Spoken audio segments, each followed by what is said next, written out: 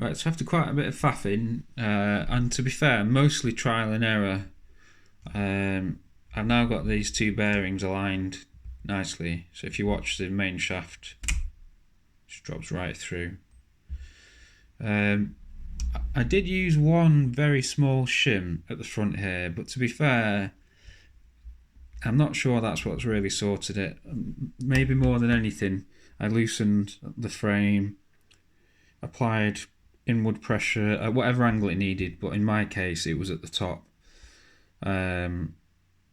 So I actually loosened here. One sec, let me get a pointing device.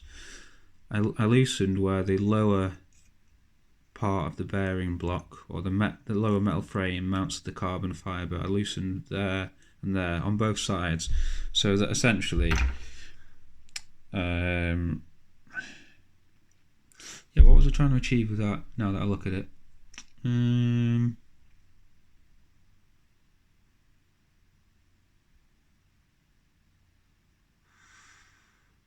I don't know actually. Oh, that's it. I was trying to push this top part very slightly over, so I found that when I squeezed this way, I ended up just getting a spare main shaft. I could get that to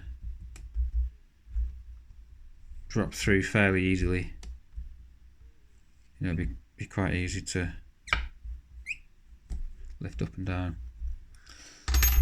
So yeah, I don't know, might just be trial and error, constant doing and undoing of the motor bolts as well, I don't know, but that looks pretty good now anyway. And as I say, there is one very tiny shim, and it's just one of those original, what I showed before, that I can barely, it's so small I can barely pick them up, the little shims that were in the Oxy 2 hardware bag. So it's got one of those on the rear bolt. But I suppose the question is, has this made any difference to the sound of the magnets occasionally catching on the motor? Because that's what seemed to be happening.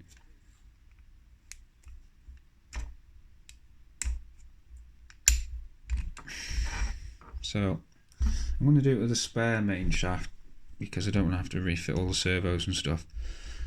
So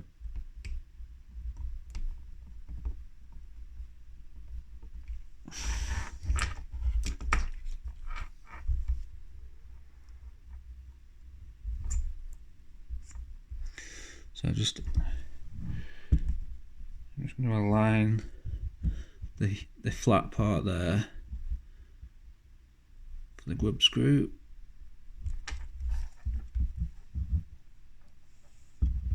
Sorry about the poor camera angle. I'm not using a proper tripod this time because I'm being lazy. The tripod's in the garage.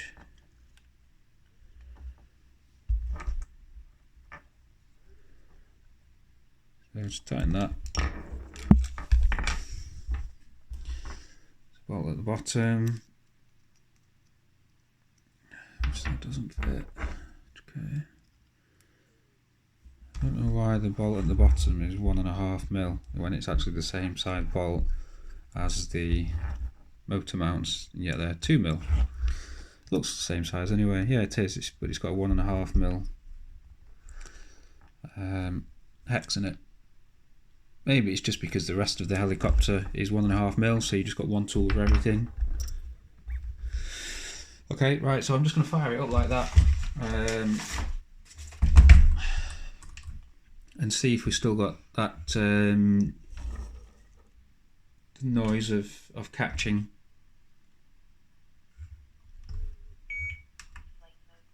Okay, let's just check what's going on here, make sure we've got no wires that are going to get eaten by the spinning motor.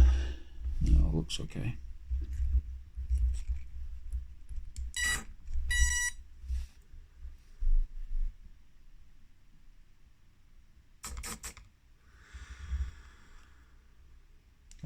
There we go.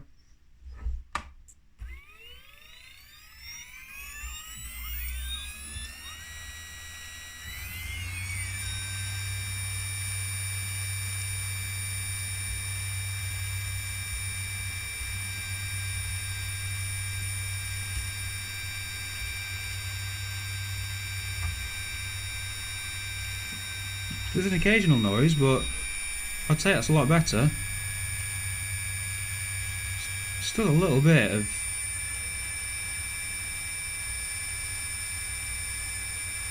sort of scratchiness.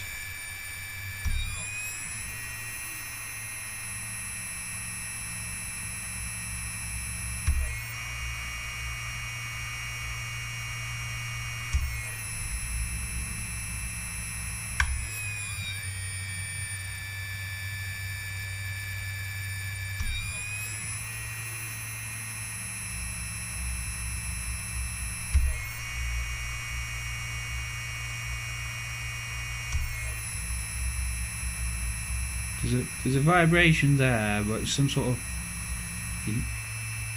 Oh, actually it stopped. But yeah, there's a bit of vibration at that speed, but it's gone at a higher speed. You can feel it there. You can probably hear it only as a squeeze. Something that I'm holding is resonating with that vibration. And then that's the low head speed that I usually fly at. And it does sound a tiny bit ropey, but certainly much happier at the high head speed.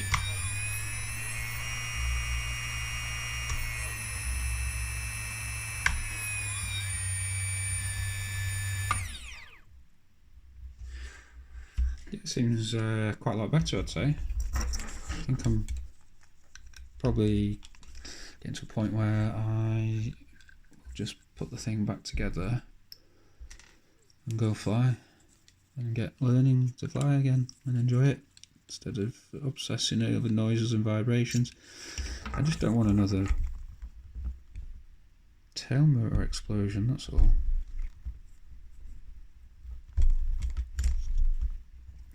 You can see that came out quite a lot easier now.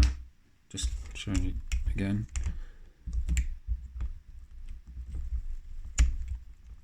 You know, it's pretty good.